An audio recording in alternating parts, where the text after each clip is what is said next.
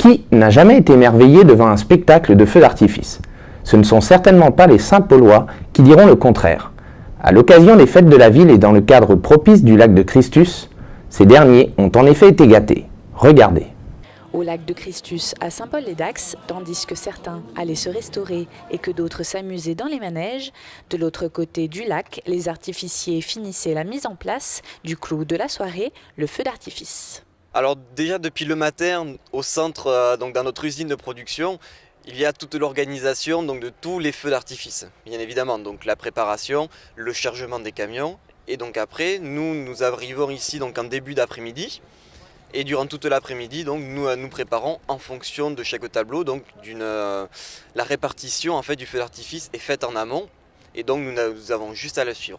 Connaître donc quand même un minimum de pyrotechnie, c'est-à-dire les mèches qui vont se connecter entre elles pour que le feu puisse se transmettre à d'autres parties du feu d'artifice. C'est également donc, des connaissances électriques, puisqu'en effet, même si ce n'est pas forcément très compliqué, c'est toujours quelque chose quand même de bien spécifique. Il faut bien suivre toujours le cheminement électrique pour savoir qu'est-ce qui partira avec quoi, à quel moment, de quelle façon. Voilà, c'est toujours ça. Ce sont les connaissances principales qu'il faut avoir lorsque l'on monte un feu d'artifice. Tout est prêt, le ponton est installé au centre du lac et les Saint-Paulois sont au rendez-vous, munis de fauteuils et de couvertures pour profiter au mieux du spectacle. Donc c'est vrai que c'est un double événement en fait, puisqu'il y a donc en effet le feu d'artifice pour la mairie de Saint-Paul-les-Dax, pour les fêtes donc, de la ville de Saint-Paul-les-Dax, et également le 14 juillet. Le 14 juillet, donc la fête nationale française.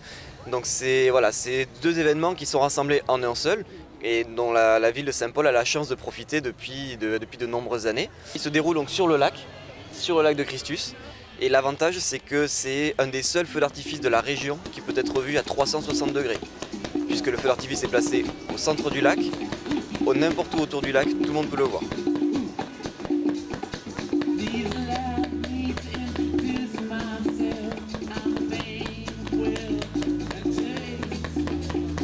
Sera musical, donc sur une bande de son que nous avons proposée à la mairie de Saint-Paul-les-Dax. Donc là ce soir le thème qui a été choisi, ça a été les Beatles contre les Rolling Stones. Donc ce sera un cheminement en fait entre les deux groupes. Les deux groupes donc vont se succéder en fonction des tableaux pyrotechniques. Ce que l'on appelle un tableau en pyrotechnie, on va dire c'est une séquence. C'est un chapitre. Donc le feu d'artifice a un thème général et dans ce thème il y a donc des sous-thèmes.